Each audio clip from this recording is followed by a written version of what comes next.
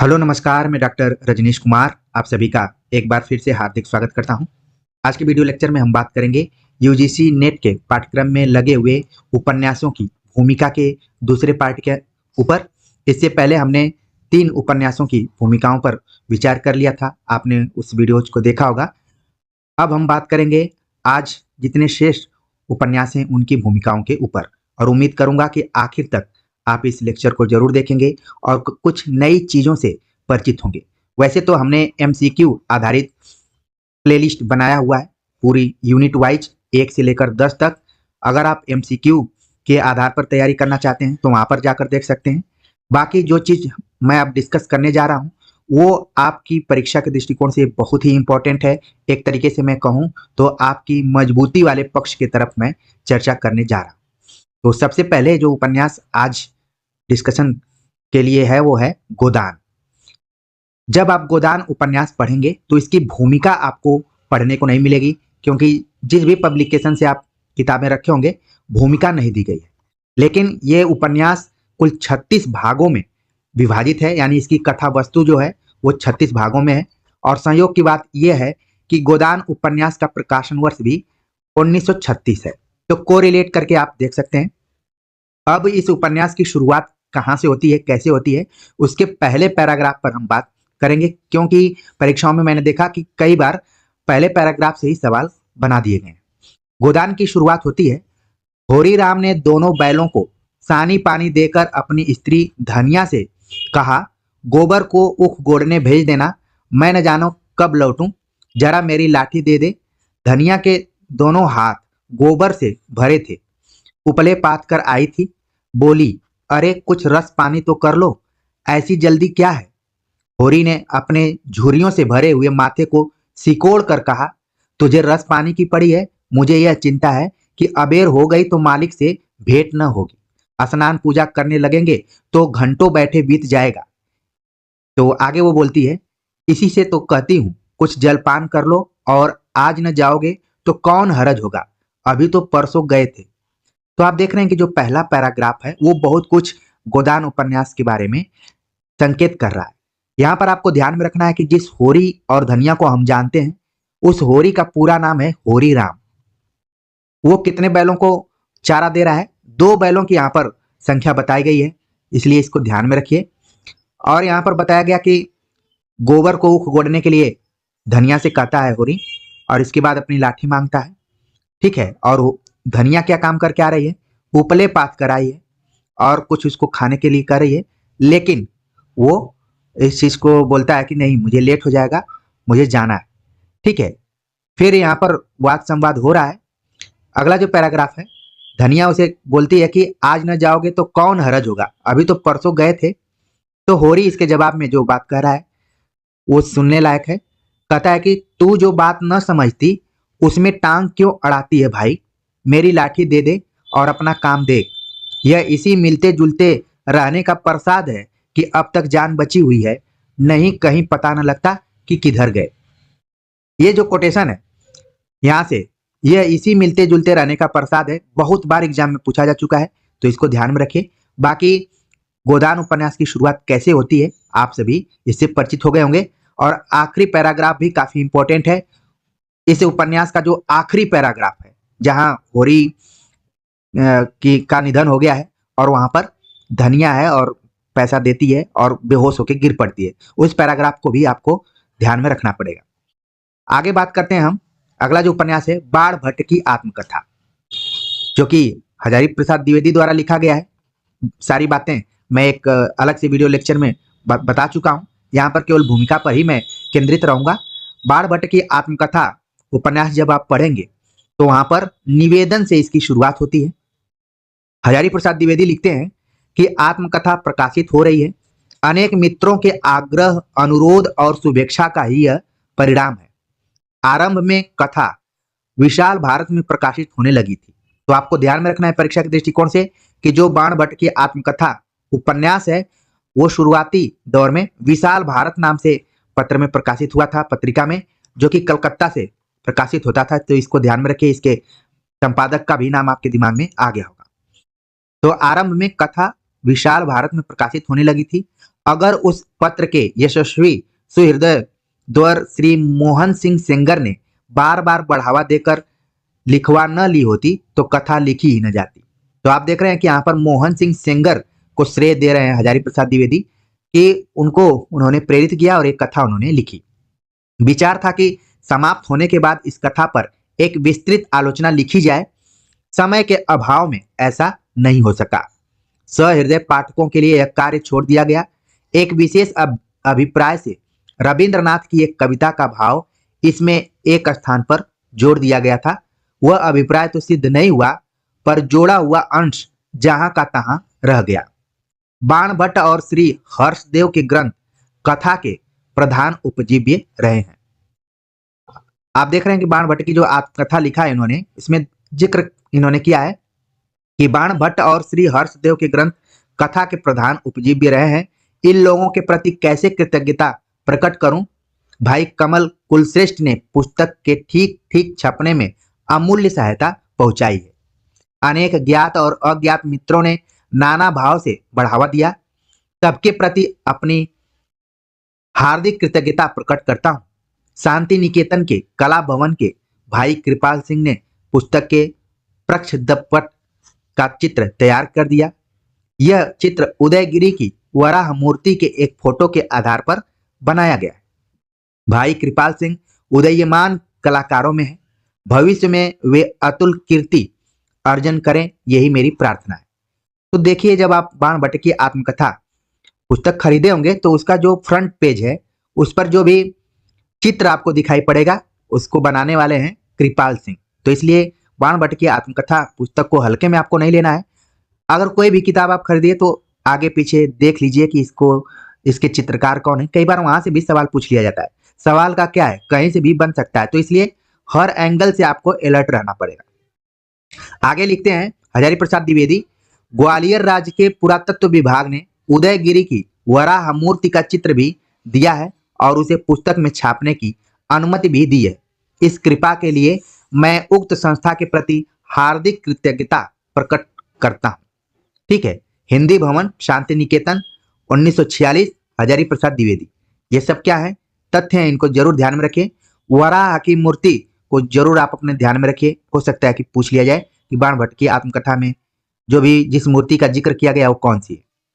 अब हम बात करते हैं कि बाणभट्ट की आत्मकथा की जो भूमिका है। अभी तो ये छोटी सी भूमिका थी।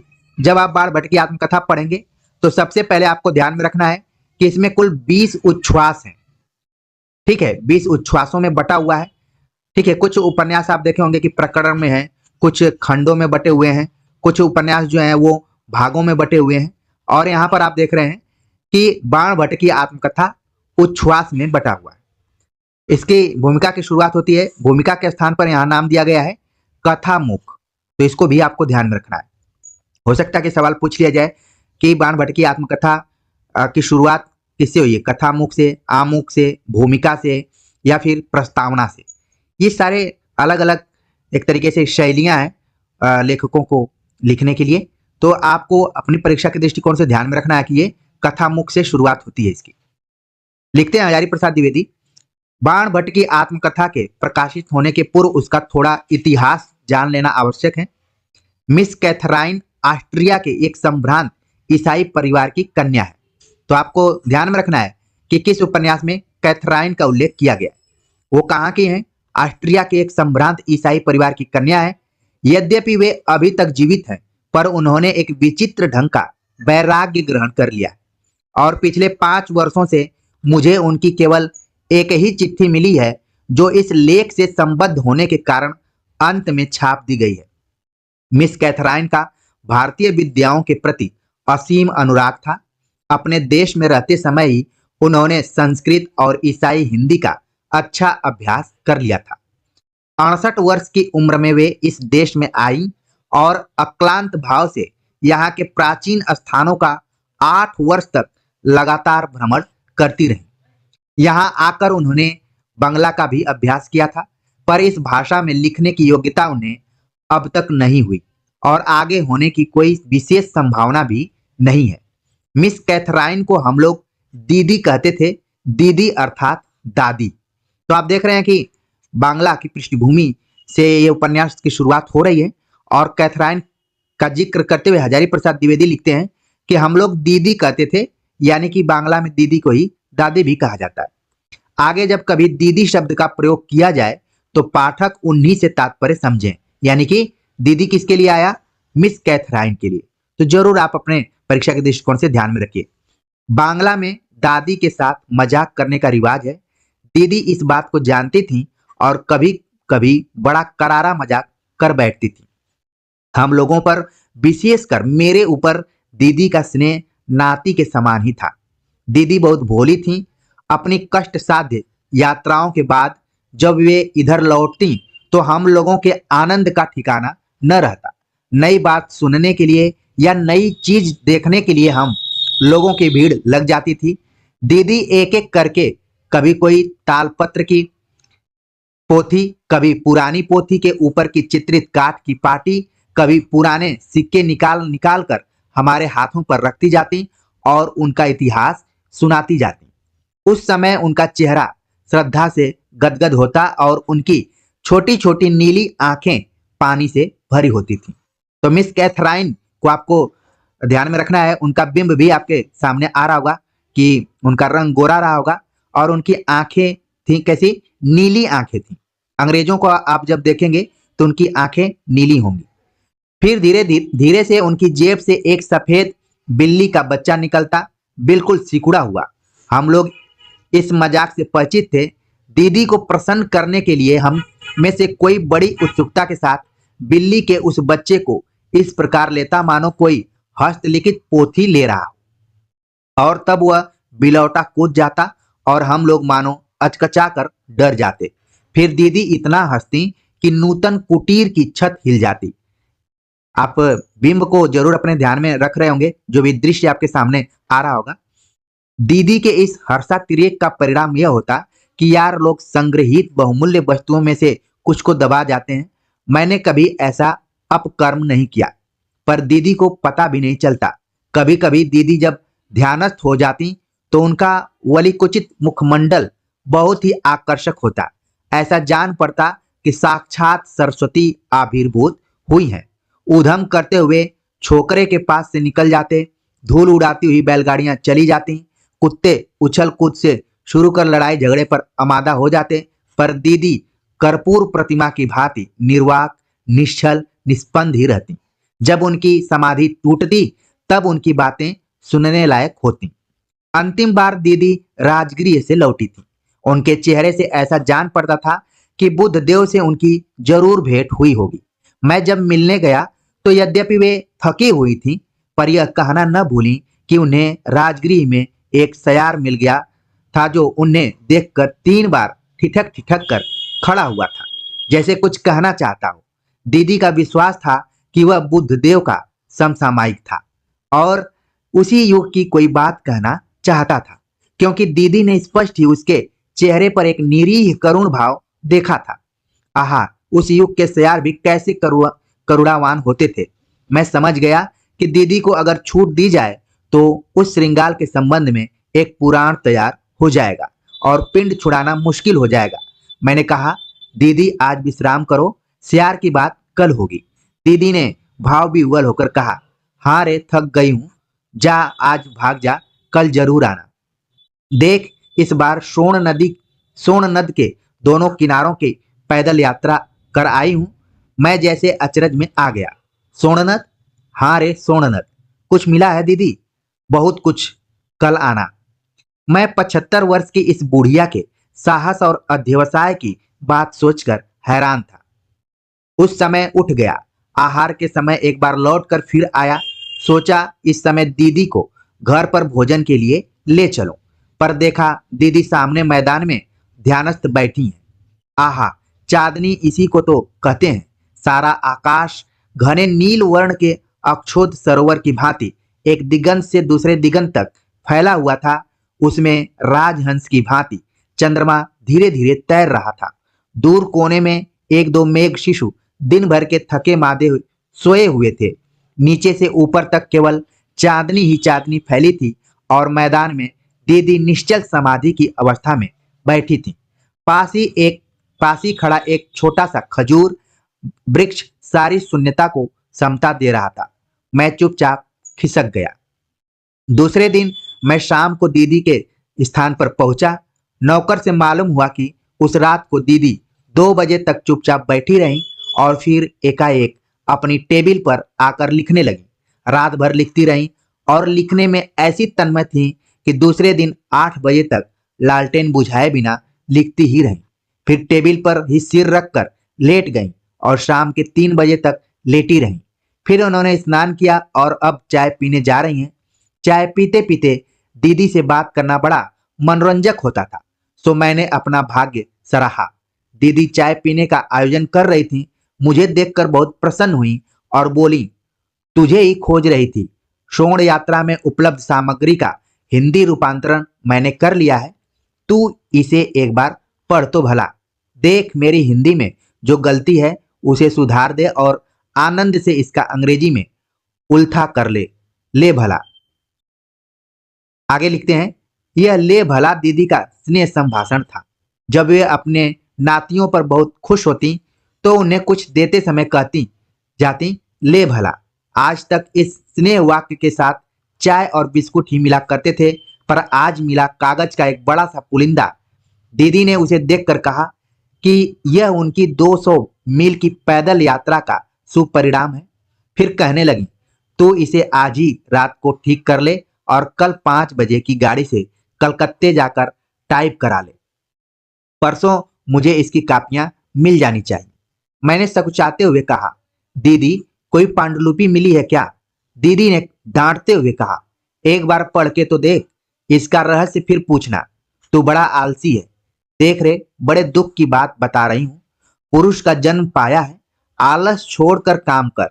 स्त्रियां चाहे भी तो आलस्यहीन होकर कहाँ काम कर सकती हैं। मेरे जीवन के वे दिन लज्जा और संकोच में ही निकल गए, जब काम करने की ताकत थी। अब वृद्धावस्था में न तो उतना उत्साह रह गया और न शक्ति ही। तू बड़ा आलसी है, बाद में पछताएगा। पुरुष होकर इतना आलसी होना ठीक नहीं। तू समझता है यूरोप की स्त्रियां सब कुछ कर सकती हैं? गलत बात है। हम भी पराधीन हैं। समाज की पराधीनता जरूर कम है, पर प्रकृति की पराधीनता तो हटाई नहीं जा सकती। आज देखती हूं कि जीवन के 68 वर्ष व्यर्थ ही बीत गए।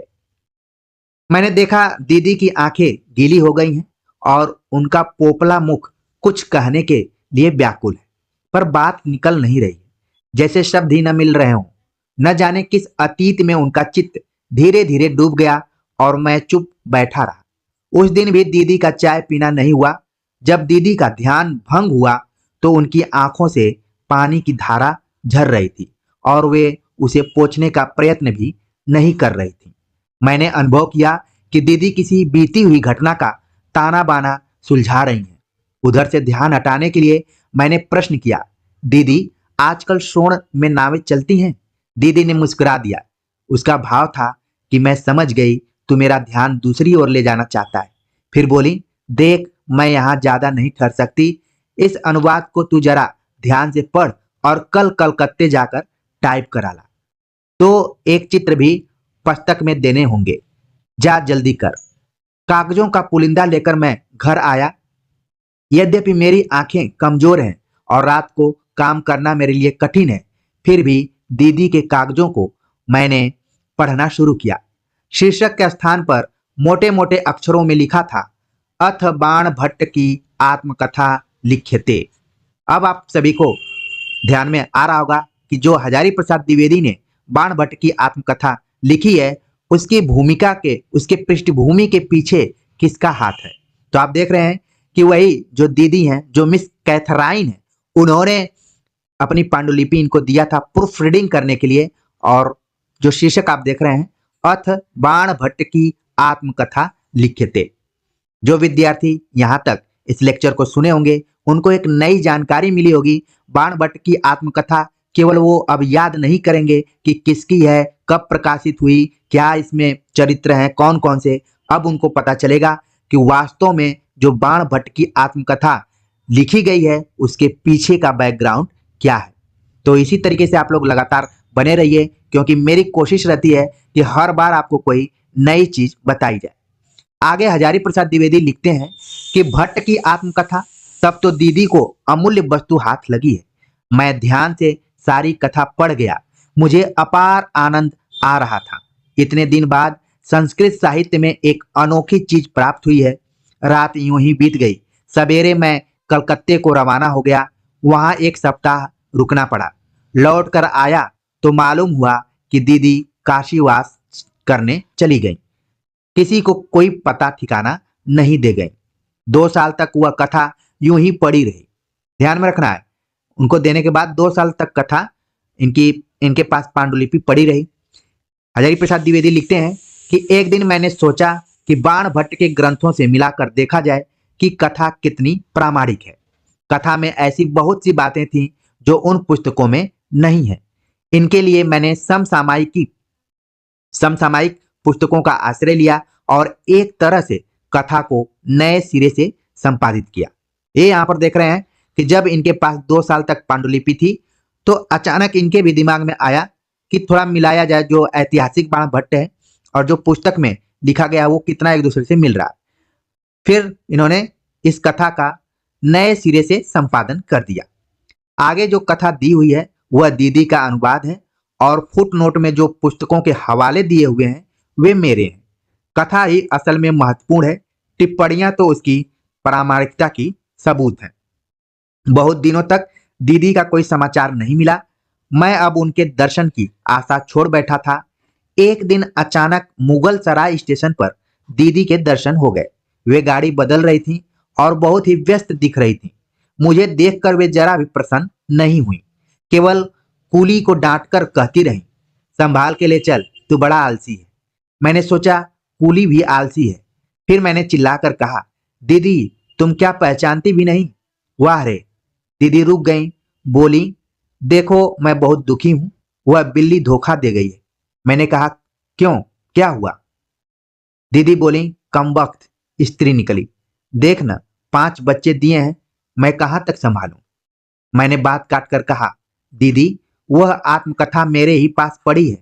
दीदी गुस्से में थी, रुकी नहीं। गाड़ी में बैठकर उन्होंने एक कार्ड फेंक कर कहा, मैं देश जा रही हूं, ले मेरा पता है, ले भला। मैंने कार्ड संभाला और दीदी की गाड़ी चल दी। बाण भट्ट की आत्मकथा दे रहा हूं। दीदी ने उसे प्रकाशित करने की आज्ञा दी है। ध्यान देने की बात यह है कि बाण भट्ट की अन्य पुस्तकों की भांति यह आत्मकथा भी अपूर्ण ही है। तो आप देख रहे हैं यहाँ पर, ठीक है, तो इसको ध्यान में रखिए। हो सकता है कि पूछ लिया जाए कि बाण भट्ट की जो आत्मकथा है वो पूर्ण है या फिर अपूर्ण है।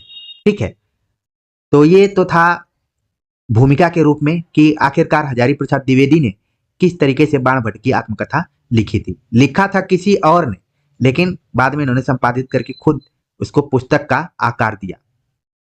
और शुरुआत में इस पुस्तक को आप जब पढ़ेंगे तो लिखा भी गया है, अथ बाण भट्ट की आत्मकथा लिख्यते, प्रथम उच्छ्वास। और इसकी शुरुआत होती है संस्कृत से, जयंती बाण सुर मौलिलालिता दशास्य चूड़ामणि चक्र चुंबिन सुरासुराधीश शिखांत साइनो भविष्य द्रक्ष्यम्यंकम पाद पावसव। ठीक है, तो ये संस्कृत का दिया हुआ है। आगे जो महत्वपूर्ण चीज है, हजारी प्रसाद द्विवेदी लिखते हैं कि यद्यपि बाण भट्ट नाम से ही मेरी प्रसिद्धि है, पर यह मेरा वास्तविक नाम नहीं है। इस नाम का इतिहास लोग न जानते तो अच्छा था। मैंने प्रयत्न पूर्वक इस इतिहास से लोगों को अनभिज्ञ रखना चाहा है, पर नाना कारणों से अब मैं उस इतिहास को अधिक नहीं छिपा सकता।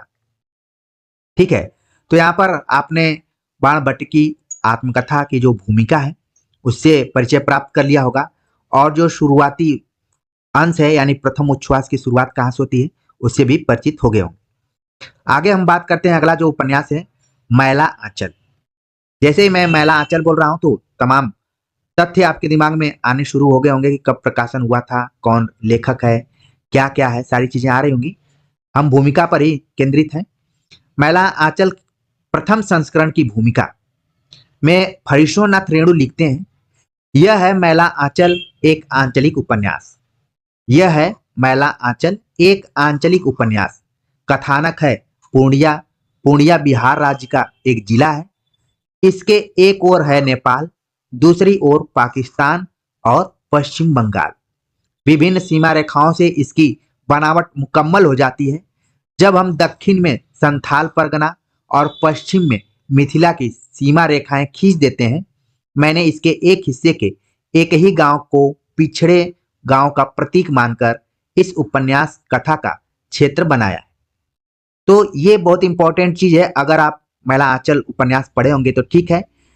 इस पैराग्राफ में आपको कई चीजें पता चल रही हैं कि ये आंचलिक उपन्यास है। इसका जो कथानक है वो पूर्णिया है। ठीक है, पूर्णिया जो बिहार राज्य का एक जिला है, और ये जो जिला है कहाँ कहाँ से घिरा हुआ है। एक तरफ इसके नेपाल है, दूसरे तरफ पाकिस्तान की बात की जा रही है, जो कि पूर्वी पाकिस्तान, या फिर यहाँ पर दूसरी ओर पाकिस्तान का जिक्र यहाँ पर किया गया है भूमिका में। और तीसरे तरफ बताया जा रहा है कि पश्चिम बंगाल है, इसकी भूमिका सीमाएं लगी हुई हैं। और बताया जा रहा है कि दक्षिण में संथाल परगना है, ठीक है, और पश्चिम में मिथिला। सीमाएं खींच दी गई हैं, लेकिन फणीश्वरनाथ रेणु लिखते हैं कि मैंने इसके एक हिस्से के एक ही गांव को पिछड़े गांव का प्रतीक मानकर इस उपन्यास कथा का क्षेत्र बनाया है। तो ये कथन भी आपको ध्यान में रखना है। कई बार आप देख रहे होंगे कि भूमिका में जो लेखक ने लिखा है उसी को कथन के रूप में पूछ दिया जा रहा है, और तमाम अन्य और लेखकों का नाम देते हुए, ताकि आप कंफ्यूज हो जाएं। लेकिन आपको ध्यान में रखना है कि ये बात फणीश्वरनाथ रेणु ने ही कही है। ठीक है, अगला जो इसमें सेंटेंस है, वाक्य है, काफी इंपॉर्टेंट है, खूब परीक्षाओं में पूछा जाता है। फणीश्वरनाथ रेणु भूमिका में लिखते हैं महिला आंचल के, इसमें फूल भी हैं, सूल भी, धूल भी हैं, गुलाब भी, कीचड़ भी है, चंदन भी, सुंदरता भी है, कुरूपता भी। मैं किसी से दामन बचाकर निकल नहीं पाया। बहुत ही इंपॉर्टेंट ये पंक्तियां हैं, बिल्कुल ध्यान में रखिए। आगे लिखते हैं, कथा की सारी अच्छाइयों और बुराइयों के साथ साहित्य की दहलीज पर आ खड़ा हुआ हूं। पता नहीं अच्छा किया या बुरा, जो भी हो, अपनी निष्ठा में कमी महसूस नहीं करता। फणीश्वरनाथ रेणु। और ये उन्होंने लिखा पटना में, और 9 अगस्त 1954 को। ठीक है, तो महिला आंचल की भूमिका से आप परिचित हो गए होंगे, और मुख्य मुख्य जो तथ्य हैं उनसे भी परिचित हो गए होंगे। इस उपन्यास की शुरुआत होती है, शुरुआत का जो पैराग्राफ है उसको देख लेते हैं। गांव में यह खबर तुरंत बिजली की तरफ फैल गई। मलेट्री ने बहरा चेथरू को गिरफ्त कर लिया है और लोबिन लाल के कुएं से बाल्टी खोलकर ले गए। यद्यपि 1942 के जन आंदोलन के समय इस गांव में न तो फौजियों का कोई उत्पात हुआ था और न आंदोलन की लहर ही इस गांव तक पहुंच पाई थी, किंतु जिले भर की घटनाओं की खबर अफवाहों के रूप में यहां तक जरूर पहुंची थी। मुगलाई स्टेशन पर गोरा सिपाही एक मोदी की बेटी को उठाकर ले गए। इसी को लेकर सिख और गोरे सिपाहियों में लड़ाई हो गई, गोली चल गई। ढोल बाजा में पूरे गांव को घेर कर आग लगा दी गई। एक बच्चा भी बचकर नहीं निकल सका। मुसहरू के ससुर ने अपनी आंखों से देखा था, ठीक आग में भुनी गई मछलियों की तरह लोगों की लाशें महीनों पड़ी रहीं। कौवा भी नहीं खा सकता था, मलेट्री का पहरा था। तो महिला आंचल उपन्यास की शुरुआत फणीश्वरनाथ रेणु कैसे करते हैं उसका दृश्य आपके सामने उपस्थित हो गया होगा, और कुछ पात्रों का यहाँ पर जिक्र है। जैसे मुसहरू के ससुर ने अपनी आंखों से इसको देखा था, प्रत्यक्षता देखा था कि कैसा वहां पर दृश्य था। ठीक है, तो महिला आंचल से भी आप परिचित हो गए होंगे।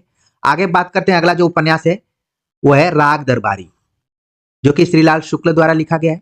इसका प्रकाशन वर्ष आपके दिमाग में आ गया होगा, क्योंकि मैं स्पेस छोड़ रहा हूं। आप अपने दिमाग से खुद बातचीत कीजिए तो आपको लगेगा कि अच्छा नहीं ठीक है, मेरी तैयारी ठीक चल रही। नहीं तो बाकी मैं सब लिखने के लिए लिख ही देता, कोई दिक्कत नहीं। राग दरबारी उपन्यास जब आप पढ़ेंगे तो इसकी भी भूमिका आपको नहीं पढ़नी है। ठीक है, इसकी डायरेक्ट शुरुआत होती है, और देखिए शुरुआत कैसे हो रही है। शहर का किनारा, उसे छोड़ते ही भारतीय देहात का महासागर शुरू हो जाता था। इतना दूर तक भी कोटेशन के रूप में पूछा जा सकता है कि यह किस उपन्यास के संदर्भ में बात कही गई है। शहर का किनारा, उसे छोड़ते ही भारतीय देहात का महासागर शुरू हो जाता था। वहीं एक ट्रक खड़ा था, उसे देखते ही यकीन हो जाता था इसका जन्म केवल सड़कों के साथ बलात्कार करने के लिए हुआ है। जैसे कि सत्य के होते हैं। इस ट्रक के भी कई पहलू हैं।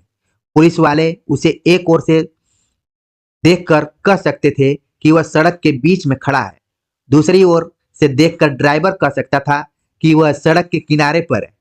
चालू फैशन के हिसाब से ड्राइवर ने ट्रक का दाहिना दरवाजा खोलकर डैने की तरफ फैला दिया था। इससे ट्रक की खूबसूरती बढ़ गई थी, साथ ही यह खतरा मिट गया था कि उसके वहां होते हुए कोई दूसरी सवारी भी सड़क के ऊपर से निकल सकती है। तो आपने देखा राग दरबारी उपन्यास की शुरुआत कितनी खतरनाक तरीके से हो रही है। और शुरुआत में उन्होंने लिखा कि शहर का किनारा उसे छोड़ते ही भारतीय देहात का महासागर शुरू हो जाता था। और फिर ट्रक और सड़क की चर्चा वो कर रहे हैं और ऐसा लग रहा है कि ट्रक बीच में खड़ा है और ड्राइवर को लग रहा है कि किनारे खड़ा है। ठीक है, तो इस तरीके का दृश्य आपके दिमाग में आ गया होगा। तो इसकी भूमिका तो हमें पढ़नी ही नहीं थी। अगला जो उपन्यास है धरती धन्ना अपना, जगदीश चंद्र द्वारा लिखा गया है। इसकी भूमिका आपको पढ़ना है। और इसमें जगदीश चंद्र ने शुरुआत की भूमिका की तो उन्होंने लिखा मेरी ओर से। जैसा कि मैं बार बार आप सभी को बताना चाह रहा हूं कि जैसे आपने जब पढ़ा बाण भट्ट की आत्मकथा तो कथामुख लिखा गया था, लेकिन यहां पर जगदीश चंद्र ने लिखा मेरी ओर से।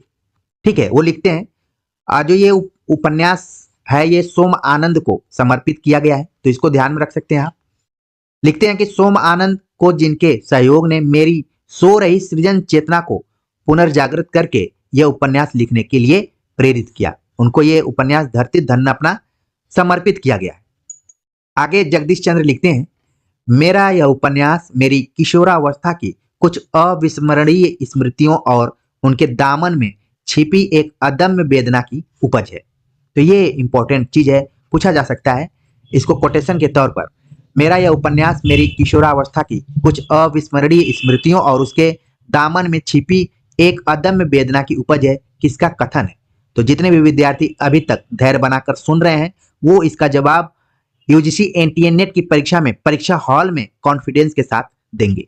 आगे जगदीश चंद्र लिखते हैं कि मेरी किशोरा अवस्था मेरे ननिहाल के गांव रल्लहन पंजाब में बीती। गांव का एक हरिजन परिवार मेरे नाना जी की जमीन जोतता था और इसी सिलसिले में मुझे उनकी बस्ती में जाना पड़ता था। हरिजनों की बस्ती में जाने पर कोई पाबंदी तो नहीं थी, परंतु कुछ मर्यादाएं थीं, कुछ परंपराएं थीं और सीमाएं थीं जिनमें बंध कर जरूर चलना पड़ता था।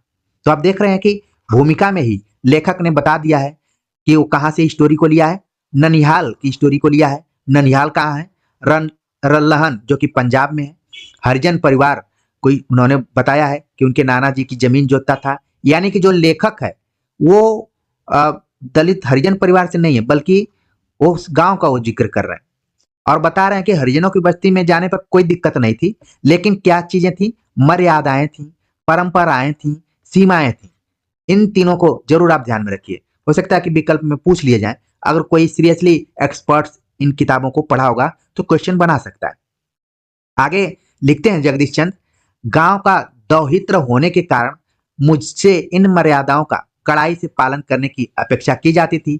मेरा किशोर मन बंधनों की इस झीनी सी दीवार को तोड़कर हरिजनों की छोटी छोटी सीलन भरी अंधेरी कोठरियों में छिपे रहस्यों को जानने के लिए हरदम व्यग्र रहता था। लोगों की आंख बचाकर मैं उनमें गया और मन भरकर मैंने उन बंधनों को तोड़ा भी।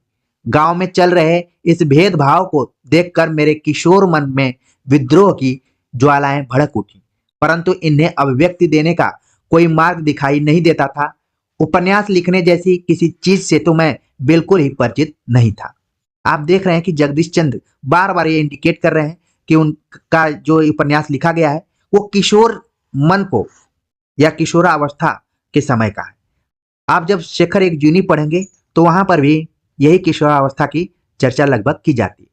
ठीक है, तो दोनों को आप देख सकते हैं, हालांकि विषय वस्तु दोनों की अलग अलग है, लेकिन पूछा जा सकता है कि आपके पाठ्यक्रम में कौन ऐसे दो उपन्यास हैं जिसके लेखक किशोर मन या किशोरावस्था में थे तभी उन्होंने लिखना शुरू किया था या फिर उसको विषय वस्तु बनाया। आगे लिखते हैं, जैसा कि यहाँ पर जगदीश चंद्र ने लिखा कि उपन्यास लिखने जैसी किसी चीज से वो बिल्कुल परिचित नहीं थे। इसी दौरान पढ़ाई और बाद में नौकरी के सिलसिले में मुझे शहर जाना पड़ा, परंतु वर्ष में एकाध बार छुट्टियों में मुझे अपने ननिहाल जाने का भी अवसर मिलता रहता। मैं हर साल यही देखता कि गांव में मर्यादाओं की सीमाएं टूटनी तो दूर रही, उनकी जकड़न दिनों दिन सख्त होती जा रही है।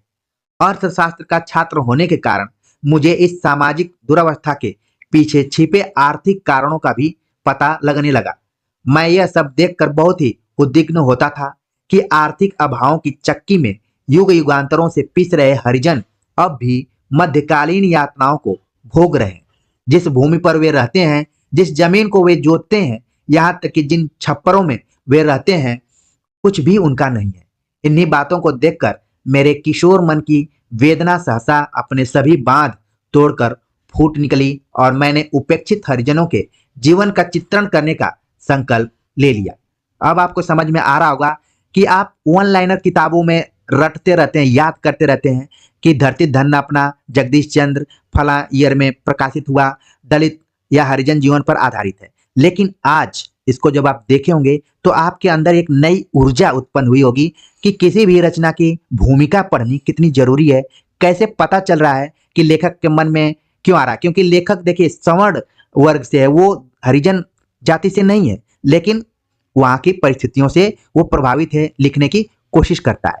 और एक चीज और आपको ध्यान में रखना पड़ेगा, मुझे लग रहा है कि आप कम जगह ऐसे कोरिलेट करके किसी को बताते हुए सुने होंगे। आप एक कविता पढ़े होंगे ठाकुर का कुआं, ठीक है, जो कि ओम प्रकाश वाल्मीकि का है। वो भी सवाल करते हैं कि मेरा क्या है, सब कुछ ठाकुर का है, गांव घर हल बैल तालाब सब कुछ ठाकुर का है, तो मेरा क्या है। यहां पर भी इंडिकेट कर रहे हैं कि जो दलित वर्ग या हरिजन है अब भी मध्यकालीन यातनाओं को भोग रहे हैं। जिस भूमि पर वे रहते हैं, जिस जमीन को वे जोतते हैं, यहाँ तक कि जिन छप्परों में वे रहते हैं, कुछ भी उनका नहीं है। यही सवाल ओम प्रकाश वाल्मीकि भी अपनी कविता ठाकुर का कुआं में उठाते हैं। तो उम्मीद है कि आप ठाकुर का कुआं भी अपने दिमाग में रखेंगे। और कविता बहुत छोटी सी है, आप जब उस कविता को पढ़ेंगे तो मेरी बात आपको बहुत सही प्रतीत होगी, आपको लगेगा कि ठीक जगह हम पढ़ाई कर रहे हैं। आगे जगदीश चंद्र लिखते हैं कि प्रस्तुत उपन्यास लिखने का मूल प्रेरणा बिंदु यही है, अपने जातिगत संस्कारों तथा सामाजिक मान्यताओं की कठोर जकड़न के कारण मैं हरिजनों के जीवन की कटुताओं को स्वयं तो नहीं भोग सका, फिर भी मुझे अपने दुस्साहस के कारण उनके जीवन को बहुत निकट से देखने का अवसर अवश्य मिला है। मैंने सर्वथा निरपेक्ष रहकर भारतीय जीवन के इन कटे हुए संदर्भों का चित्रण किया है और कहीं भी अपना मत थोपने अथवा अपनी विचारधारा को लादने की चेष्टा नहीं की है। ये बात लिख रहे हैं जगदीश चंद्र अपनी भूमिका मेरी ओर से धरती धन्य अपना उपन्यास में। आगे लिखते हैं, जब इस उपन्यास की शुरुआत होती है उसके पहले पैराग्राफ को भी हमने यहाँ पर लिखने बताने की कोशिश की है। ये उपन्यास भागों में बटा हुआ है। पहला भाग है इसका। काली जब गांव के निकट पहुंचा तो पाँव फट चुकी थी। वह एक रुंड मुंड पेड़ के पास खड़ा होकर गांव की ओर देखने लगा, जो सुबह के मलगजे अंधेरे में बहुत बड़ी गठड़ी की तरह नजर आ रहा था। गांव से बाहर एक हवेली में एक दिया टिमटिमा रहा था। पास ही एक खेत में हल चल रहा था और थोड़े थोड़े समय के बाद तुत तुत टक टक तेरे जानने वाले को चोर ले जाएं, चला पुत्र शेरा की तरह छाती के बल पर चल की आवाजें आ रही थी और साथ ही घुंघरू जोर से छनछना उठते थे। काली ने सिर से ट्रंक और कंधे से लटक रहा बिस्तर उतार कर जमीन पर रख दिया और पेड़ के तने के सहारे बैठकर सोचने लगा कि शायद चौधरी फत्तू के खेत में हल चल रहा है, शायद उसका बेटा प्यारू हल चला रहा है, सावनी के लिए खेत तैयार कर रहा है। तो आप देख रहे हैं कि छोटे से पैराग्राफ में इस उपन्यास के जो प्रमुख पात्र हैं काली, ठीक है, दूसरा जो पात्र है वो हो गया चौधरी फत्तू और तीसरा पात्र हो गया प्यारू। इनसे भी आप परिचित हो गए। तो उम्मीद है कि यह भूमिका आपको अच्छी लगी होगी। आगे बात करते हैं हम। अगला उपन्यास है जिंदगी नामा, जिसकी लेखिका है कृष्णा सोबती। जिंदगी नामा की भूमिका मुझे कहीं नहीं मिली, इसका मतलब है कि इसकी भूमिका भी आपको नहीं पढ़नी है। हालांकि कुछ यहाँ पर तथ्य हैं, क्योंकि जिंदगी नामा और कृष्णा सोबती के बारे में यह कहा जाता है कि इनकी शैली बहुत ही अलग ढंग की है, भाषा शैली क्या है, अलग है। और जितनी भी रचनाएं लिखी हैं कृष्णा सोबती, उनके शिल्प को ले यहाँ पर है, कृष्णा सोबती ने हिंदी की कथा भाषा को एक विलक्षण ताजगी दी है। उनके भाषा संस्कार के घनत्व, जीवंत प्रांजलता और संप्रेषण ने हमारे समय के अनेक पेचीदा सच आलोकित किए हैं। उनके रचना संस्कार की गहरी सघन ऐन्द्रियता, तराश और लेखकी अस्मिता ने एक बड़े पाठक वर्ग को अपनी ओर आकृष्ट किया है। निश्चय ही कृष्णा सोबती ने हिंदी के आधुनिक लेखन के प्रति पाठकों में एक नया भरोसा पैदा किया है। अपने समकालीनों और आगे की पीढ़ियों को मानवीय स्वातंत्र्य और नैतिक उन्मुक्तता के लिए प्रभावित और प्रेरित किया है। निज के प्रति सचेत और समाज के प्रति चैतन्य किया है। साहित्य अकादमी पुरस्कार इत्यादि भी इनको मिला। तमाम चीजें हैं, उसके बारे में यहाँ पर जिक्र किया गया है। लेकिन जब आप जिंदगी नामा उपन्यास पढ़ेंगे तो उसकी शुरुआत सामान्य उपन्यासों की तरह नहीं होती है, बल्कि जैसा कि बार बार कहा जा रहा है कि कथा शिल्प में इन्होंने बदलाव किया। वैसे तो आप देखेंगे कि आपके सिलेबस में और भी 2 उपन्यास हैं जो कि कथा शिल्प में बदलाव किए हैं, जैसे कि शेखर एक जीवनी हो गई और बाण भट्ट की आत्मकथा। ये दोनों उपन्यास पारंपरिक उपन्यासों की जो कथा शैली रही है उसको तोड़ा है। यहाँ पर भी जिंदगी नामा ने भी तोड़ा है, लेकिन अलग ढंग से काव्यात्मक तरीके से इसकी शुरुआत होती है। तो इस चीज को भी आपको ध्यान में रखना है।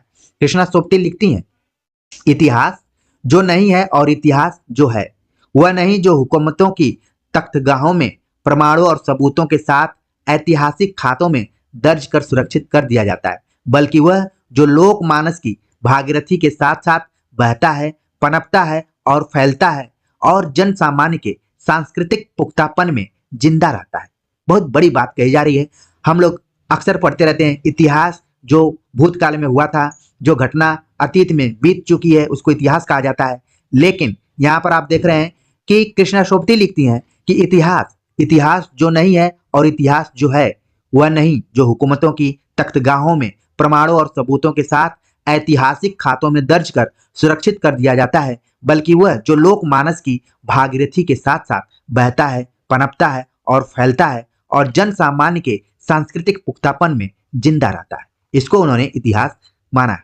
तो भूमिका के साथ साथ, भूमिका तो नहीं पढ़नी थी, उपन्यास की शुरुआत कैसे होती है जिंदगी नामा, उससे आप परिचित हो गए होंगे। आगे बात करते हैं, अगला जो उपन्यास है तमस, जो कि भीष्म साहनी द्वारा लिखा गया है और इसकी भी भूमिका हमें नहीं पढ़नी है। इसकी शुरुआत होती है, भी कई खंडों में बटा हुआ है, भाग 1, 2 इस तरीके से इसकी शुरुआत होती है। आले में रखे दिए ने फिर से झपकी ली। तमस का मतलब अंधकार से लिया जा सकता है और आप देख रहे हैं कि इसकी शुरुआत ही इस टाइप से हो रही है, आले में रखे दिए ने फिर से झपकी ली। शायद वर्तमान समय में हम लोग एलईडी के युग में हैं, तो दिया को झपकी लेते हुए दीपावली के दिन ही देख सकते हैं। हालांकि वहां पर भी लाइटिंग की व्यवस्था अलग ढंग से होती है। हालांकि कुछ लोग हैं जो दिए जरूर जलाते होंगे। अगर आप लोग जलाते हैं तो एक बार जरूर कमेंट्स कर बताइएगा। एक और आप लोगों से मैं सवाल पूछना चाहता था, बीच में भूल गया, कि जैसा कि धरती धन्ना अपना में जगदीश चंद्र ने लिखा कि वो ननिहाल जाते थे छुट्टियों में, जब भी 1 साल में जरूर एक बार चले जाते थे। वैसे भी हमारी भारतीय परंपरा में लिखा गया है या फिर ऐसा देखा गया है कि छोटे बच्चे ननिहाल जाने के लिए काफी उतावले रहते हैं और एक तरीके से उनका दर्शनीय स्थल ननिहाल होता है अपने घर के बाद। तो आप लोगों में से कितने लोग जाते हैं, ठीक है? और ये दिए को झपकी लेते हुए कितने लोगों ने देखा है? शायद इसकी संख्या धीरे धीरे कम हो रही होगी। हालांकि जो लोग, अब तो दिए से कोई पढ़ता नहीं है, अब लालटेन से भी नहीं पढ़ता है, तो चीजें क्या है धीरे धीरे। अब इसीलिए मैं इसलिए पूछ रहा हूँ कि आप महसूस करेंगे कि आले में रखे दिए ने फिर से झपकी ली। कई बार तो मनुष्य झपकी लेता है, लेकिन लेखक कैसे यहाँ पर दिए का मानवीकरण कर दिया है उसको आप समझ रहे होंगे। दिए ने फिर से झपकी ली। ऊपर दीवार में छत के पास से 2 ईंटें निकली हुई थी। जब जब वहां से हवा का झोंका आता, दिए की बत्ती झपक जाती और कोठरी की दीवारों पर साये से डोल जाते। थोड़ी सी देर बाद बत्ती अपने आप सीधी हो जाती और उसमें से उठने वाले धुएं की लकीर आले को चाटती हुई फिर से ऊपर की ओर सीधे रुख जाने लगती। नत्थू का सांस धौकनी की तरह चल रहा था और उसे लगा जैसे उसके सांस के ही कारण दिए की बत्ती झपकने लगी है। तो बातों ही बातों में उपन्यासकार ने एक पात्र का जिक्र कर दिया जिसका नाम है नत्थू। तो आपको ध्यान में रखना है कि नत्थू किस उपन्यास का पात्र है, वो हो गया तमस। तो तमस की भूमिका हमें पढ़नी नहीं थी, हमने उसकी शुरुआत कैसे हुई है उसके बारे में बात बता दिया और बहुत सारी चीजों को बताया। अब हम बात करते हैं, अगला जो उपन्यास है उसका नाम है मानस का हंस, जिसके लेखक हैं अमृतलाल नागर। तो मानस का हंस कब प्रकाशित हुआ, किसके जीवनी पर आधारित है, ये सारी चीजें आपके दिमाग में आ गई होंगी। अब आप देख रहे हैं कि इसकी भूमिका लिखते समय अमृतलाल नागर ने आमुख शब्द का प्रयोग किया है। अब धीरे धीरे जो विद्यार्थी यहाँ तक अपना धैर्य बनाकर पहुंचे होंगे उनको लग रहा होगा कि आज उन्होंने बहुत ही अलग ढंग का ज्ञान प्राप्त किया है, क्योंकि मैं बार बार आप लोगों को बताना चाहता हूं कि लेखक की अलग अलग शैली होती है। यहाँ पर देखिए, अमृतलाल नागर ने आमुख लिखा, वहीं हजारी प्रसाद द्विवेदी ने लिखा कथामुख। ठीक है, अब हम बात करते हैं मानस का हंस की जो भूमिका है, जो आमुख है, उसमें क्या है। लिखते हैं अमृतलाल नागर, गोस्वामी तुलसीदास की सही जीवन कथा नहीं मिलती, यूं कहने को तो रघुवर दास, बेणी माधव दास, कृष्णदत्त मिश्र, अविनाश राय और संत तुलसी साहब के लिखे गोसाई जी के 5 जीवन चरित्र हैं। ये इंपॉर्टेंट चीज है, यहां पर आपको ध्यान में रखना है कि अमृतलाल नागर का मानना है कि अभी तक तुलसीदास की सही जीवन कथा नहीं पता चली है। हालांकि इससे पहले भी कई लोगों ने प्रयास किया जिसमें कुछ लेखकों की चर्चा की गई है। ठीक है, आपको ध्यान में रखना है कि 5 जीवन चरित्रों के बारे में उन्होंने बताया। आगे लिखते हैं, किंतु विद्वानों के मतानुसार वे प्रामाणिक नहीं माने जा सकते। रघुवर दास अपने आप को गोस्वामी जी का शिष्य बतलाते हैं, लेकिन उनके द्वारा प्रणीत तुलसी चरित, आपको ध्यान में रखना है तुलसी चरित किसकी रचना है, रघुवर दास की है। ठीक है, और लिखते हैं अमृतलाल नागर कि भले रघुवर दास बताते हो कि वो गोस्वामी जी का शिष्य हैं, लेकिन उनके द्वारा लिखा गया तुलसी चरित की बातें स्वयं गोस्वामी जी की आत्मकथा परक कविताओं से मेल नहीं खाती। संत बेणी माधव दास लिखित मूल गोसाई चरित, ध्यान में रखिए, दूसरी यहाँ रचना बता दी गई, मूल गोसाई चरित जो कि बेणी माधव द्वारा लिखित है। इसमें गोसाई जी के जन्म, यज्ञोपवीत, विवाह, मानस समाप्ति आदि से संबंधित जो तिथि, वार और संबंध दिए गए हैं वे भी डॉक्टर माता प्रसाद गुप्त और डॉक्टर रामदत्त भारद्वाज की जांच कसौटी पर खरे नहीं उतरते। इसी प्रकार गोस्वामी जी के अन्य जीवन चरित्र भी सच से अधिक झूठ से जड़े हुए, परंतु यह मानते हुए भी कवितावली, हनुमान बाहुक और विनय पत्रिका आदि रचनाओं में तुलसी के संघर्षों भरे जीवन की ऐसी झलक मिलती है कि जिसे नजरअंदाज नहीं किया जा सकता। किंवदंतियों में जहां अंधश्रद्धा भरा झूठ मिलता है, वहां ही ऐसी हकीकतें भी नजर आती हैं जिनसे गोसाई जी की आत्मपरक कविताओं का तालमेल बैठ जाता है। इसके अलावा मेरे मन में तुलसीदास जी का ड्रामा प्रोड्यूसर और कथावाचक वाला रूप भी रहा है। तो यहाँ पर अमृतलाल नागर बता रहे हैं कि जो हमने मानस का हंस लिखा है उसमें 5 ऑलरेडी जो जीवन चरित्र लिखे गए थे तुलसीदास के ऊपर, उसको तो ध्यान में रखा ही, उसकी प्रामाणिकता और जो भी वैज्ञानिकता उसको ध्यान में रखा, लेकिन तुलसीदास जी का ड्रामा प्रोड्यूसर और वाचक रूप भी इन्होंने अपने दिमाग में रखा है। तो ये ध्यान में रखिए, हो सकता है ड्रामा प्रोड्यूसर शब्द पूछ लिया जाए तो जितने विद्यार्थी अभी तक इस लेक्चर को सुन रहे हैं या देख रहे हैं वो तुरंत तुलसीदास और मानस का हंस से यहाँ पर कोरिलेट कर लेंगे। आगे लिखते हैं अमृतलाल नागर कि एक दिन बनारस में मित्र मंडली में गोसाई जी द्वारा आरंभ की गई रामलीला से संबंधित बातें सुनते सुनते एकाएक मेरे मन में यह प्रश्न उठा कि तुलसी बाबा ने किसी एक स्थान को अपनी रामलीला के लिए न चुनकर पूरे नगर में उसका जाल क्यों फैलाया।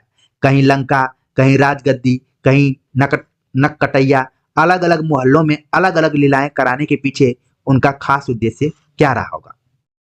तो एक चीज आपको ध्यान में रखना है कि रामलीला जो बनारस में होता है उसकी शुरुआत गोसाई जी यानी तुलसीदास के माध्यम से हुई है।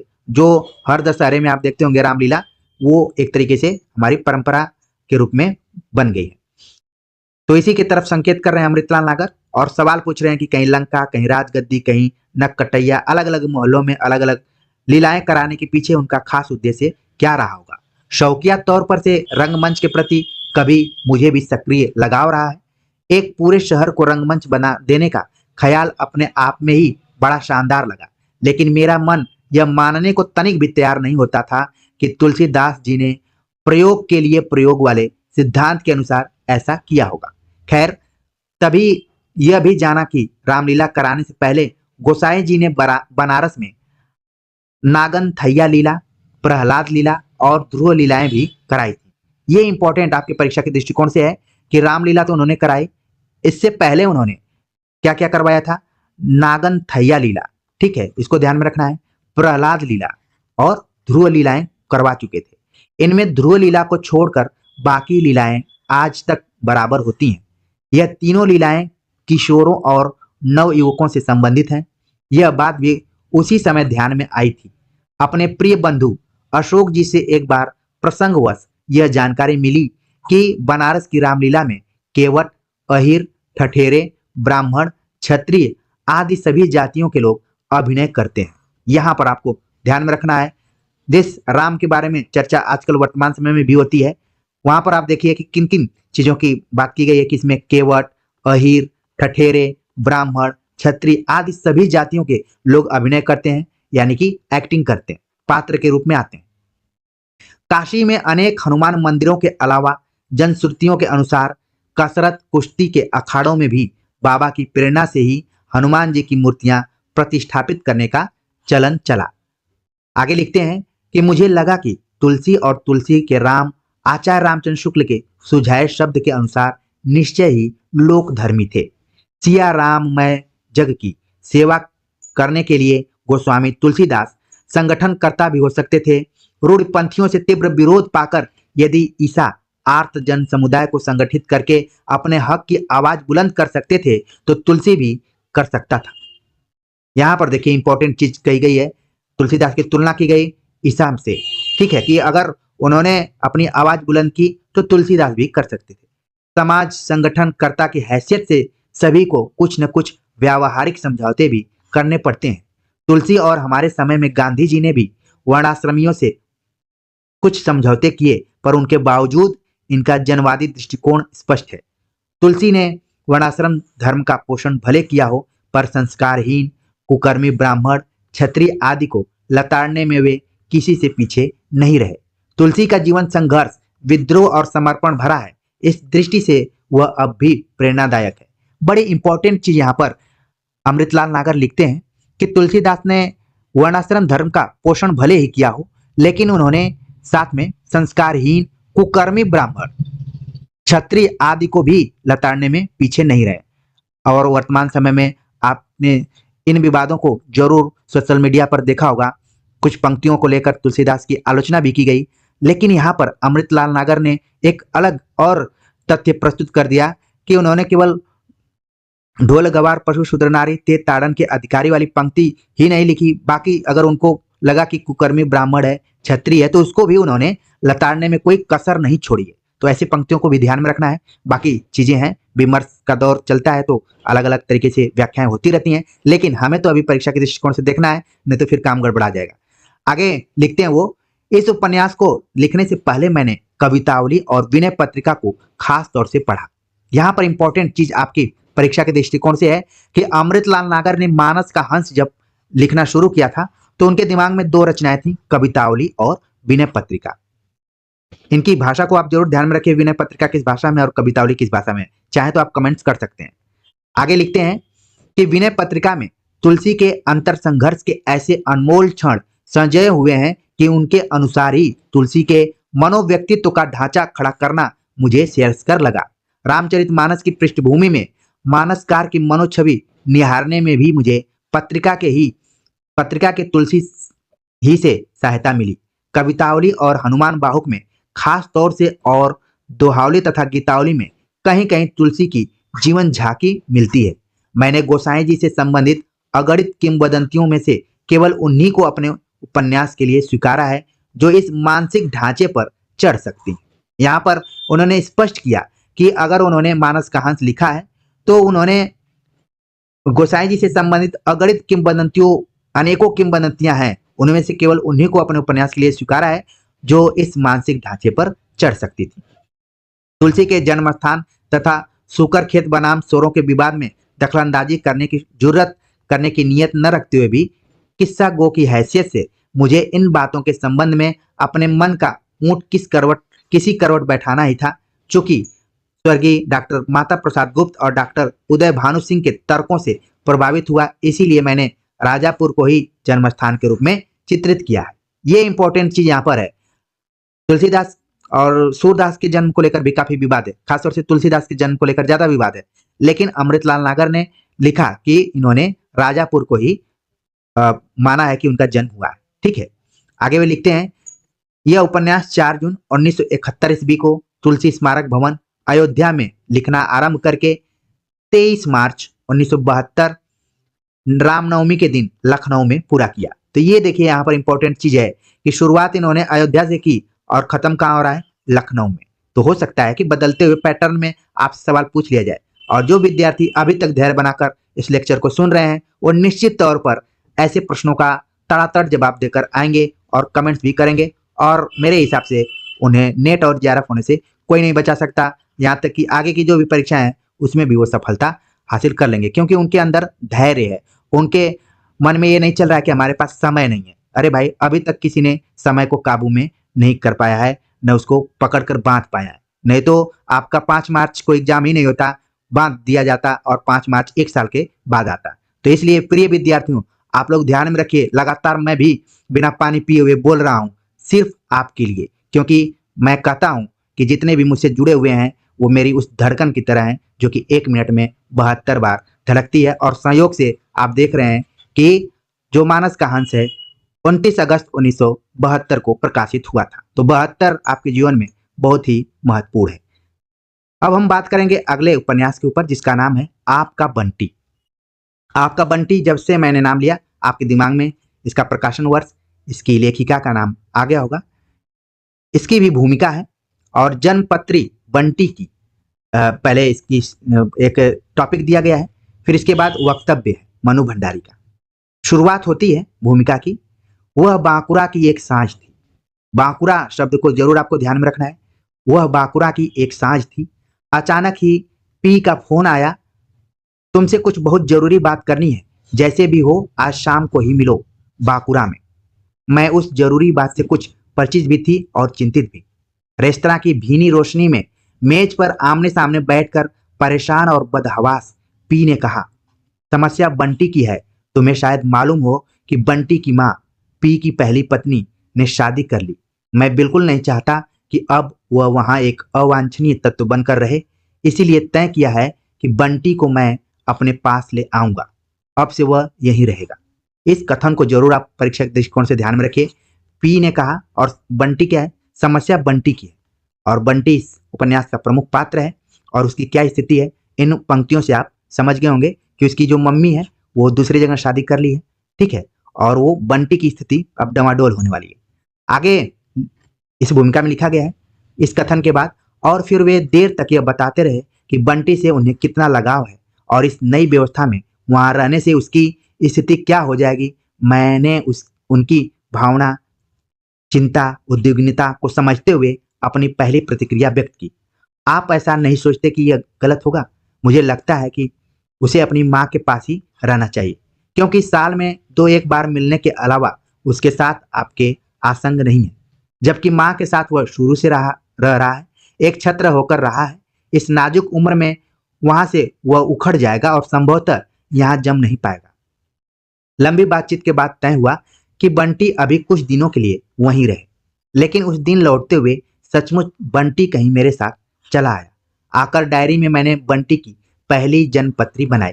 उस रात बंटी की विभिन्न स्थितियों के न जाने कितने कल्पना चित्र बनते बिगड़ते रहे। मुझे लगा बंटी अपनी नई माँ के घर आ गया है।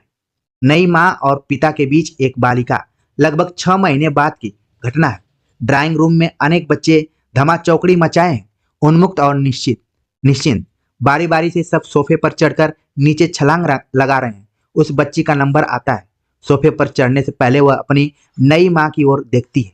माँ शायद उसकी ओर देख भी नहीं रही थी, पर उन अनदेखी नजरों में भी जाने ऐसा क्या था कि सोफे पर चढ़ने के लिए बच्ची का ऊपर उठा हुआ पैर वापस नीचे आ जाता है। बच्ची सहम कर पीछे हट जाती है। अनायास ही मेरे भीतर 6 महीने पहले का बंटी उस वातावरण में व्याप्त एक सहमेपन के रूप में जाग उठता है। खेल उसी तरह चल निकला है, लेकिन अगर कोई इस सारे प्रवाह से अलग हटकर सहमा हुआ कोने में खड़ा है तो वह है बंटी। रात में सोई तो लगा 6 महीने पहले जिस बंटी को अपने साथ लाई थी वह सिर्फ एक दयनीय मुरझायापन बनकर रह गया है। ठीक है, एक और चित्र, सिर्फ पुरानी माँ और बंटी। मैं कमरे में प्रवेश करती हूँ तो चौंकाने वाला दृश्य सामने आता है। टूटी हुई प्लेटें, बिस्कुट और टोस्ट बिखरे पड़े हैं और बंटी माँ के शरीर पर लगातार मुक्के मार रहा है। तुम कहाँ गई थी, किसके साथ गई थी, क्यों गई थी? तो आप यहाँ पर देख रहे हैं कि एक बार सवाल पूछा गया था कि जब लेखिका कमरे में प्रवेश करती है तो कौन सा चौंकाने वाला दृश्य मिलता है? टूटी हुई प्लेटें, बिस्किट, टोस्ट बिखरे पड़े हैं, बंटी अपनी माँ के शरीर पर लगातार मुक्के मार रहा है और उससे सवाल पूछ रहा है। मेरी उपस्थिति के बावजूद यह दृश्य थोड़ी देर तक चलता रहा।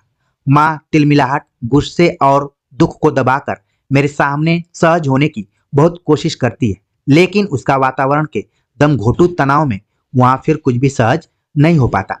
घर लौटकर मैंने पाया कि बंटी एक आकार ग्रहण करने लगा है। मुझे लगा कि बंटी किन्हीं दो एक घरों में नहीं, आज के अनेक परिवारों में सांस ले रहा है, अलग अलग संदर्भों में, अलग अलग स्थितियों में। ये इंपॉर्टेंट कथन है, इसको जरूर ध्यान में रखिए। आगे लिखती हैं, लेकिन एक बात मुझे इन बच्चों में समान लगी और यह कि सभी फालतू, गैर जरूरी और अपनी जड़ों से कटे हुए हैं। किसी एक व्यक्ति के साथ घटी घटना दया, करुणा और भावुकता पैदा कर सकती है, लेकिन जब अनेक जिंदगियां एक जैसे सांचे में ही सामने आने लगती हैं तो दया और भावुकता के स्थान पर मन में धीरे धीरे एक आतंक उभरने लगता है। मेरे साथ भी यही हुआ। बंटी के एक अलग अलग टुकड़ों ने उस समय मुझे करुणा विकलित और उच्छ्वसित ही किया था, लेकिन जब सब मिलाकर बंटी मेरे सामने खड़ा हुआ तो मैंने अपने आप को आतंकित ही अधिक पाया।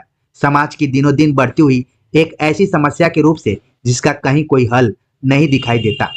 यही कारण है कि बंटी मुझे तूफानी समुद्र यात्रा में किसी द्वीप पर छूटे हुए अकेले और असहाय बच्चे की तरह नहीं, वरन अपनी यात्रा के कारणों के साथ और समानांतर जीते हुए दिखाई दिया।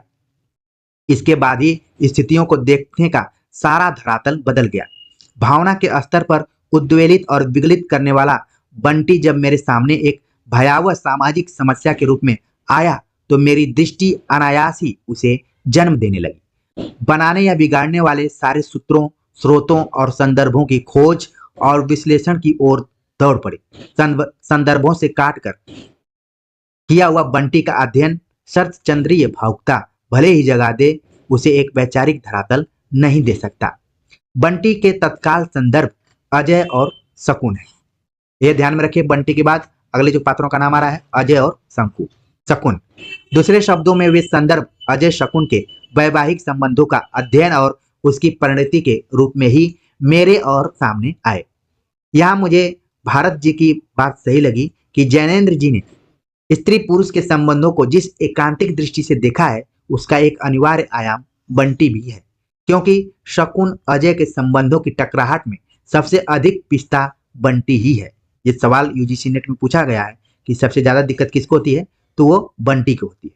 आगे लिखती हैं, शकुन और अजय तो आपसी तनाव की असहनीयता से मुक्त होने के लिए एक दूसरे से मुक्त हो जाते हैं, लेकिन बंटी क्या करे? वह तो समान रूप से दोनों से जुड़ा है, यानी खंडित निष्ठा उसकी नियति है।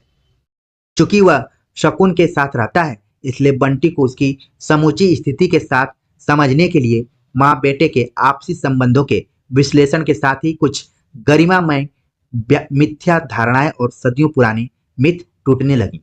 शकुन चक्की पीस पीस कर बेटे का जीवन बनाने में अपने आप को स्वाहा कर देने वाली माँ नहीं थी, बल्कि स्वतंत्र व्यक्तित्व, आकांक्षाएं और आजीविका के साधनों से रिक्त माँ थी। इस नारी और माँ के आपसी द्वंद्व का अध्ययन ही शकुन को उसका वर्तमान रूप देता है। यहाँ पर कई चीजें मनु भंडारी बता रहे हैं कि जो शकुन है वो क्या है, उस तरीके की माँ नहीं है जो संघर्ष करके अपने बच्चों का लालन पालन करे, बल्कि वो क्या है, स्वतंत्र व्यक्तित्व, उसके अंदर आकांक्षाएं हैं, आजीविका के साधनों से तृप्त माँ थी वो। और इस नारी और माँ के आपसी द्वंद्व का अध्ययन ही शकुन को उसका वर्तमान रूप देता है। आज तो लगता है कि कहानी में बिखरी लोक कथाएं अनायास ही नहीं आ गई हैं। वे शकुन के जीवन की दो नितांत विरोधी स्थितियों, मिथ और वास्तविकता के अंतर्विरोध को उजागर करती हैं। अगर माँ की ममता के मारे उस राजकुमार की कहानी है जो 7 समुद्र पार करके अपनी निष्ठा प्रमाणित करता है, तो सोनल रानी की भी कहानी है, जो भूख लगने पर रूप बदलकर अपने ही बेटे को खा जाती है। आप देख रहे हैं यहाँ पर दो तरीके की कहानियां बताई गई हैं, एक सोनल रानी की और एक जो ममतामयी माँ है जो अपने बेटे को किस तरीके से बचाती है। शकुन बंटी को माध्यम बनाकर अजय से प्रतिशोध लेती हो या बंटी में तन्मय होकर अपनी सार्थकता तलाश करती हो, उसे कभी हथियार के रूप में इस्तेमाल करती हो या कभी अपने एकाकी जीवन के आधार के रूप में, मुझे तो सभी कुछ को निहायत तटस्थ होकर एक मानवीय धरातल पर शकुन और बंटी दोनों के चरित्रों की वास्तविकता इन्हीं अंतर्विरोधों में जीने की वास्तविकता है। परोक्ष रूप में अजय के जीवन की वास्तविकता भी यही है। शायद यही कारण है कि मैं इस त्रिकोण की किसी एक भुजा को न अस्वीकार कर सकी न ही गलत सिद्ध कर सकी। ये इंपॉर्टेंट कथन है, ध्यान में रखिए। पात्र अपनी अपनी दृष्टि संवेदना की सीमाओं में एक दूसरे को गलत सही कहते रह सकते हैं, लेकिन देखना यह जरूरी होता है कि लेखकीय समझ किसी के प्रति पक्षपात तो नहीं कर रही। गलत और सही अगर कोई हो सकते हैं तो अजय, शकुन और बंटी के आपसी संबंध, ये इंपॉर्टेंट यहाँ पर कथन है। गलत और सही अगर कोई हो सकते हैं तो वे अजय, शकुन और बंटी के आपसी संबंध। इस पूरी स्थिति की सबसे बड़ी विडंबना ही यह है कि इन संबंधों के लिए सबसे कम जिम्मेदार और सब ओर से बेगुनाह बंटी ही इस ट्रेजेडी के त्रास को सबसे अधिक भोगता है। शकुन अजय के संबंधों का तनाव और चटक बंटी की नस नस में ही प्रतिध्वनित होती है। स्थिति की इस विडंबना ने ही मेरे मन में एक आतंक जगाया था। शकुन अजय के आपसी संबंधों में बंटी चाहे कितना ही फालतू और अवांछनीय हो गया हो, परंतु मेरी दृष्टि को सबसे अधिक उसी ने आकर्षित किया। वस्तुतः उपन्यासकार के लिए अप्रतिरोध चुनौती, सहानुभूति, मानवीय करुणा के केंद्र सिर्फ वे ही लोग हो पाते हैं जो कहीं न कहीं फालतू हो गए हैं। बहरहाल बंटी की यात्रा चाहे परिवार की संश्लिष्ट इकाई से टूटकर क्रमशः अकेले, जड़हीन, फालतू और अनचाहे होते जाने की रही हो, लेकिन मेरे लिए यह यात्रा भावुकता, करुणा से गुजरकर मानसिक यांत्रणा और सामाजिक प्रशानुकूलता की रही है। जीते जागते बंटी का तिल तिल करके समाज की एक बेनाम इकाई भर बनते चले जाना यदि पाठक को सिर्फ अश्रु विगलित ही करता है, तो मैं समझूंगी कि यह पत्र सही पतों पर नहीं पहुंचा है। मन्नू भंडारी ने इसके बारे में लिखा। अगला जो उपन्यास है वो है झूठा सच। यशपाल, इसका प्रकाशन वर्ष इत्यादि आपके दिमाग में आ गया होगा। इसके बारे में पढ़ें तो लिखा गया है, सच को कल्पना से रंग कर उसी जन समुदाय को सौंप रहा हूं जो सदा झूठ से ठगा जाकर भी सच के लिए अपनी निष्ठा और उसकी ओर बढ़ने का साहस नहीं छोड़ता। झूठा सच के दोनों भागों, वतन और देश का भविष्य में देश के सामायिक और राजनीतिक वातावरण को यथासंभव ऐतिहासिक यथार्थ के रूप में चित्रित करने का यत्न किया गया है। उपन्यास के वातावरण को ऐतिहासिक यथार्थ का रूप देने और विश्वसनीय बना सकने के लिए कुछ ऐतिहासिक व्यक्तियों के नाम ही आ गए हैं, परंतु उपन्यास में वे ऐतिहासिक व्यक्ति नहीं, उपन्यास के पात्र हैं। कथानक में कुछ ऐतिहासिक घटनाएं अथवा प्रसंग अवश्य हैं, परंतु संपूर्ण कथानक कल्पना के आधार पर उपन्यास है, इतिहास नहीं। संपूर्ण कथानक कल्पना के आधार पर उपन्यास है, इतिहास नहीं है। उपन्यास के पात्र तारा, जयदेव, कनक, गिल, डॉक्टर, नाथ, नैयर, सूद जी, सोमराज, रावत, इसाक, असद और प्रधानमंत्री भी काल्पनिक पात्र हैं, यशपाल का कहना है। और पंक्ति की शुरुआत होती है, सास के अंतिम समय दोनों बहुएं उपस्थित थीं। बड़ी बहू ने सास की मृत्यु की घोषणा करने के लिए दारुण दुख के समय की रीति का ध्यान रखकर देवरानी को असह्य पीड़ा के ऊंचे स्वर में चित्कार करने के लिए कहा। घबराहट में देवरानी से ठीक तरह से बन न पड़ा। बड़ी बहू ने रीति की रक्षा के लिए स्वयं खिड़की में जाकर उचित ऊंचे स्वर में विलाप का हृदय वेदित चित्कार किया, जैसे बाण से बिध गई हो कोई चिल मरमाहत पीड़ा से चीख उठी हो। गली भर के लोग नींद से जाग उठे। पड़ोसी ने मेला दई, लल्लो, करतारो, संत कौर, पीतम देई और जीवा तुरंत आ गए। ये देखिए पात्रों का नाम भी यहाँ पर ध्यान में रखना है। छाती पीट पीट कर विलाप होने लगा। विलाप करती स्त्रियां बीच बीच में संतोष भी प्रकट कर देती थीं। बुढ़िया का समय भी आ गया था। भगवान पोते पोतियों से भरा घर छोड़ गई कर्मों वाली थी। तो ये था झूठा सच की जो शुरुआती पैराग्राफ है वो, और बाकी इसके पात्रों से भी आप परिचित हो गए होंगे। तो इस वीडियो लेक्चर में हमने संपूर्ण उपन्यासों की भूमिका पर विचार किया। उम्मीद है कि आप सभी को अच्छा लगा होगा। कमेंट्स कर जरूर बताइएगा। मिलते हैं एक नए टॉपिक के साथ, तब तक के लिए नमस्कार।